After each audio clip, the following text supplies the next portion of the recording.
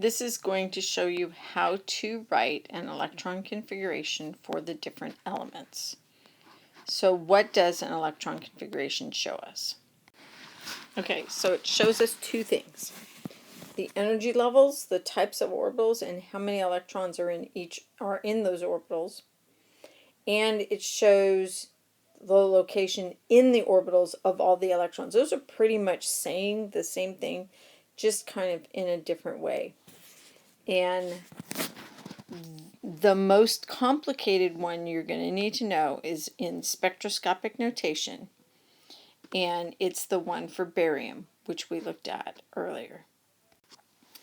So the electron configuration for barium, now don't freak out, it's not as horrible as it looks like it is, but it is 1s2, 2s2, 2p6, 3s2, 3p6, 4s2, 3d10, 4p6, 5s2,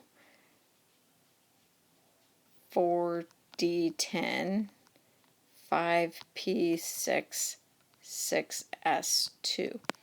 And if we add up all of these numbers up here, those are the electrons. So let's say I was looking at 3p6. This says that the electron is in the third energy level.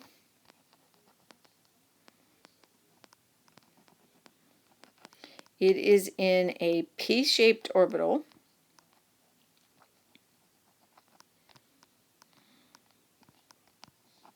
And there are 6 electrons altogether. Oh, that's spelled wonderfully, isn't it? Let's fix that, huh? 6 electrons. Okay, so if we added up all those exponents, that should add up to the atomic number of barium, which is 56. Now we can actually get all of that. I mean, that sounded really horrible, I know, but we can get all of that from the periodic table. So each row has its own energy level. So kind of each row corresponds to an energy level. So the first row would be the first energy level, the second row, the second energy level, third, go away, third, I won't write 3,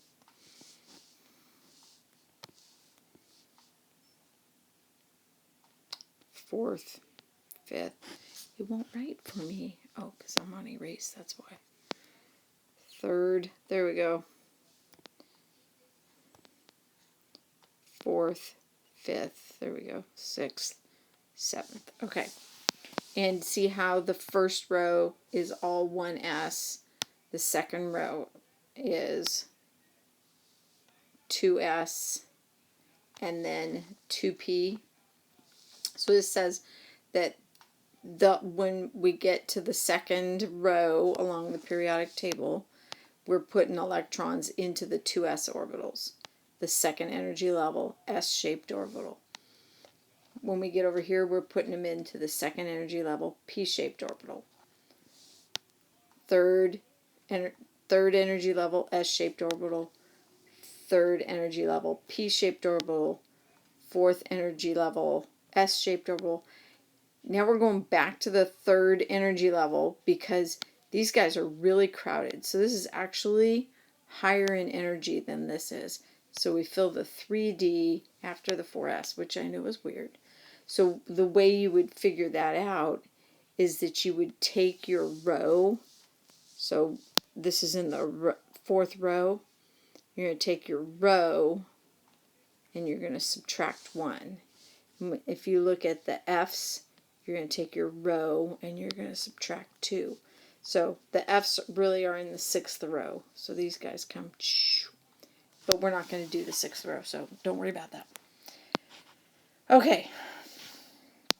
So the way we did barium, the way I figured out barium, is I followed this. I went 1s2, 2s2, see there's two elements, 2p6, see how there's 6, 1, 2, 3, 4, 5, 6, 3s2, 3p6, 4s2, now I'm still in the fourth row, but I need to take one away, 3d, and if you count across those yellows, there's 10 of them there, 3d10, 4p6, 5s2, 4d10, 5p6, 6s2.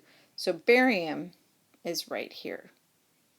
This is barium right there. Okay, so that's where we stopped.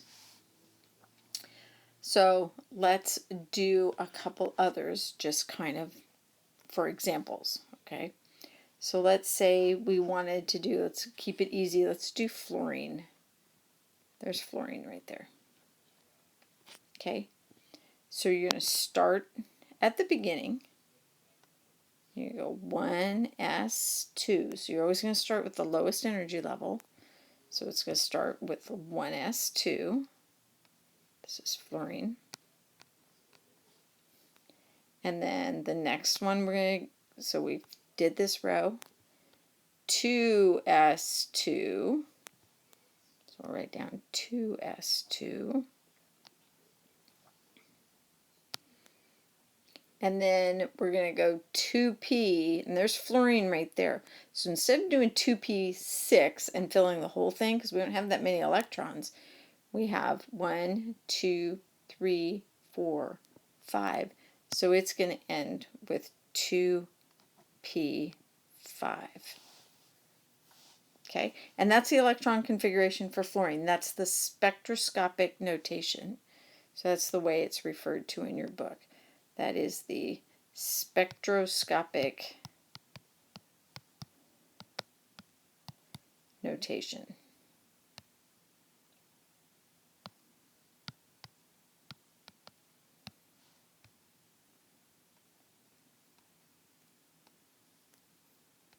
All right, let's pick a different one. Let's do something in the D's. So copper is right here. Okay. All right. So again, following along, 1s2,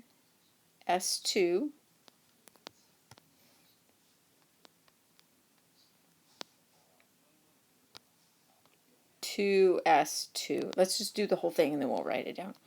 1s2, 2s2, 2p, 6 across, 3s2, 3p6, 4s2, now we're in that 3D row, 3d, okay, so we're going to stop here, 1, 2, 3, 4, 5, 6, 7, 8, 9, so that's 3d9.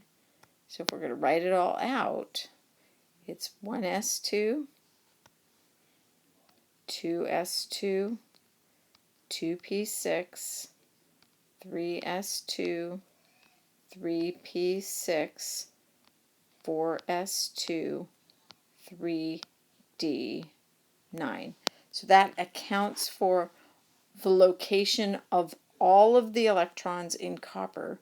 And if you add all those up, you should end up with 29 electrons. Okay? So then we get to our noble gas configuration. You're going to love the noble gas configuration because it's actually easier. These guys here are our noble gases. But once you have the spectroscopic notation, the noble gas is easy. And actually, it's easy to get even from here. Okay, so these are the noble gas configurations. And let me show you how I got them. Okay, so barium. All right, so here's what we do. Here's barium. See barium? So what we do is we go to the noble gas. These guys over here in the very last row are our noble gases. Okay, yes, there are more gases, but these are the noble gases. These are the ones that are practically perfect in every way because they have full outer shells. But we'll go into that later. So these are our noble gases. So here's barium. We're going to go up a row, and we're going to find the noble gas that's right before that, and that's xenon. Do you see that? Xenon. So we're putting xenon in brackets, and what that tells us is all the electrons in xenon. Okay? So there's 54 electrons there. So it's the 1s2, 2s2, 2p6, 3s2, 3p6, 4s2, 3d10, 4p6, 5s2, 4d10, 5p6. Okay, so it's all of those electrons. And then we just write what's left over. So we stopped here at 5p6. We just need to include the 6s2. So it's the xenon, all the electrons in xenon, and then what's left over, 6s2. Copper, here's copper. We're going to go to the noble gas that's before it. So we're going to go up a row and over. And then there's argon. Okay, so we're going to put argon in brackets. And then everything beyond argon. So argon's number 18. We have to go down to 19. 4s2, 3d9. Okay, so this is a shortcut. It's not very much of a shortcut, though, when we're doing like fluorine. Because here's fluorine. Okay, here's helium, the noble gas before it. So all the electrons in helium, all 2 of them. And then 2s2, 2p5. So those are the noble gas configurations. All right, the last thing we need to do is the orbital diagrams. The orbital diagrams uses boxes to show each orbital. So what we're going to do is we're going to have a box. Oops, that's a triangle. That is not a box. I told it to do a box.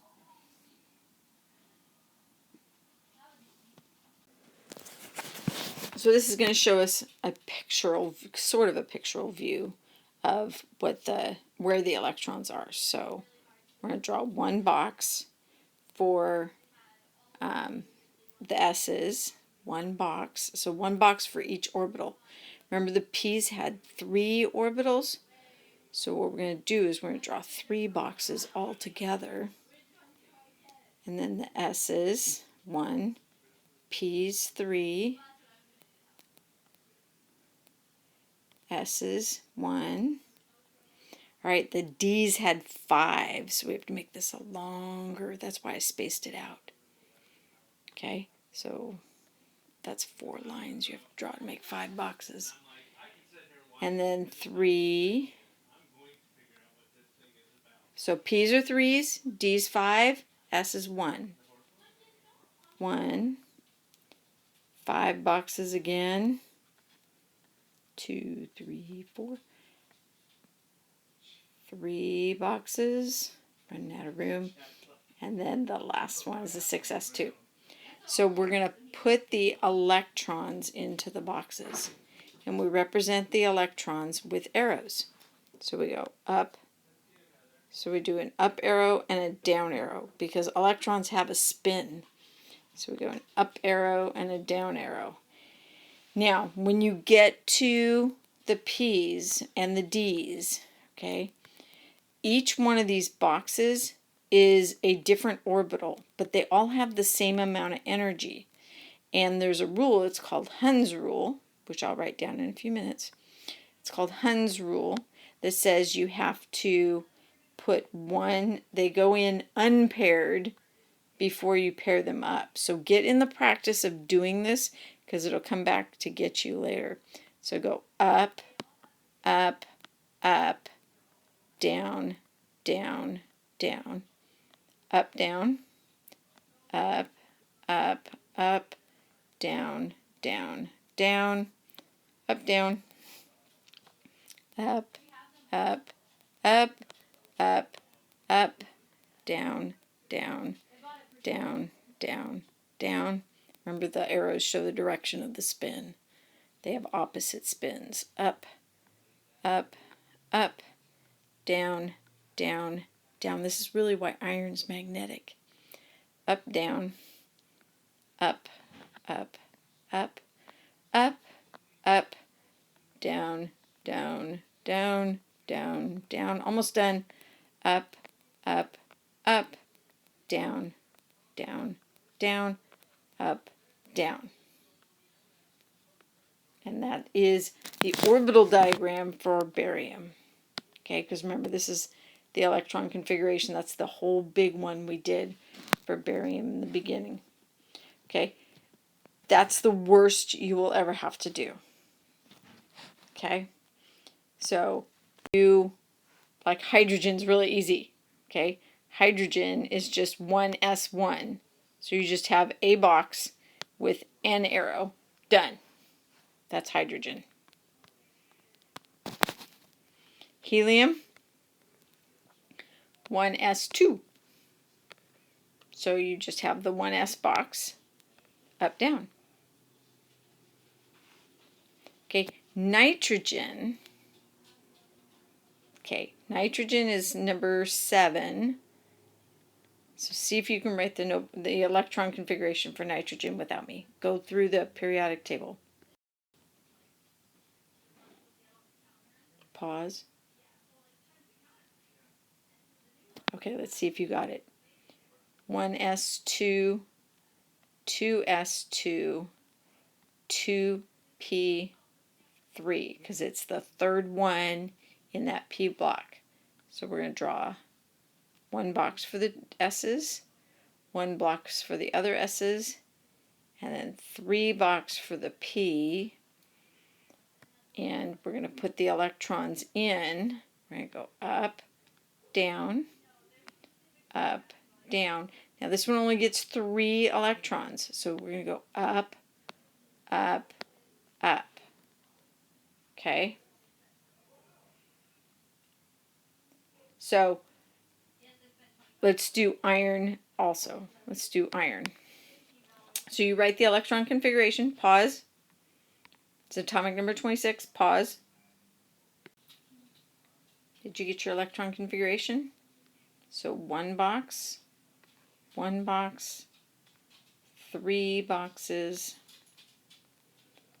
1 box, 3 boxes, 1 box, and 5 boxes.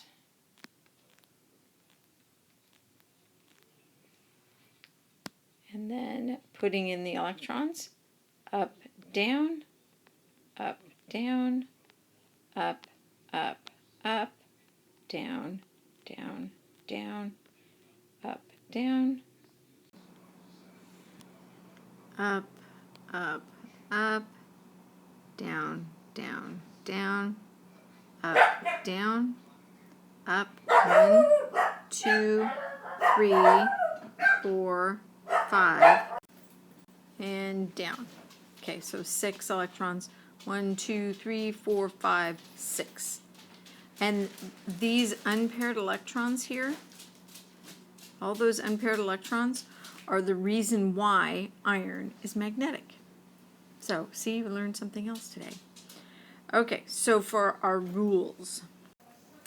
These are our rules. The Aufbau principle means you fill the lower energy levels first. That's why we always started with 1s2 or 1s1 if you were just hydrogen. The Pauli exclusion principle is each single orbital can hold 2 electrons. Okay? But in like the p's, there are 3 orbitals, so all together there's 6 electrons. But each orbital holds 2. So each of the p orbitals holds 2 electrons, and there's 6 electrons altogether because there's 3 different orbitals. And then Hund's rule is the one we used with the arrows when you have the 3 p's and the 3 d's and you have all those equal energies. You go up, up, up, and then you come back and you pair them up. And that's how things become magnetic.